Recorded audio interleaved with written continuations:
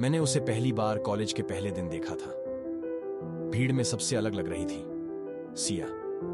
साधारण सी लड़की, बिना मेकअप के, नीली सलवार कुर्ता पहने हुए, बाल खुले और हाथ में किताबें। शायद किसी को कुछ खास नहीं लगा होगा, पर मुझे वो अलग लगी, जैसी फिल्मों में दिखती है पर असल जिंदगी में कम मिलती है। मेरा नाम आरव है। मैं उस वक्त 19 साल का था और शायद जिंदगी में पहली बार किसी को देखकर रुक गया था।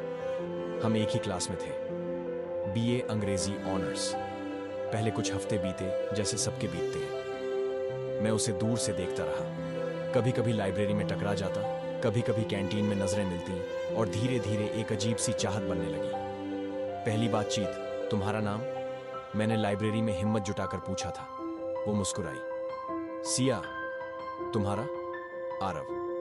बस वहीं से कुछ शुरू हुआ, जो दोस्ती की शक्ल में था, पर मेरे लिए वो कुछ और था। हम अक्सर साथ पढ़ने लगे, कभी प्रोजेक्ट्स, कभी कविताओं पर बातें। सिया को पढ़ना बहुत पसंद था, खासकर गुलजार और मंटो। मैं उसका शांत चेहरा घंटों देख सकता था जब वो किसी कहानी की गहराई में डूबी होती थी। धीरे धीरे बढ़ता रिश्ता, वो मुझसे अपने घर की बातें करती।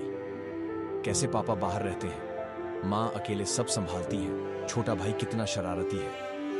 मैं सब सुनता, ध्यान से, कभी कभी सलाह भी देता, लेकिन सबसे ज्यादा मैं बस उसका साथ चाहता था। साल दर साल हमारी दोस्ती गहरी होती गई। हर कोई मानता था कि हम एक परफेक्ट जोड़ी हैं, लेकिन मैंने कभी उसे कुछ नहीं कहा। कभी डर लगता था कि अगर मैंने कह दिया और वो चली गई तो। आखिरकार वो दिन कॉलेज का आखिरी साल था। सब अपने करियर की तरफ बढ़ रहे थे। सिया दिल्ली जा रही थी मास्टर्स के लिए और मैं अपने शहर में ही टीचिंग जॉब करने वाला था। मैं जानता था अगर अब नहीं कहा तो शायद कभी नहीं कह पाऊंगा। हम कॉलेज की आखिरी शाम कैंटीन में बैठे थे। सिया, मैंने कहा, मुझे तुमसे कुछ कहना है। उसने मेरी आंखों में देखा, धीरे से मुस्कुराई। हाँ बोलो ना। मैं तुमसे प्यार करता हूं, बहुत वक्त से।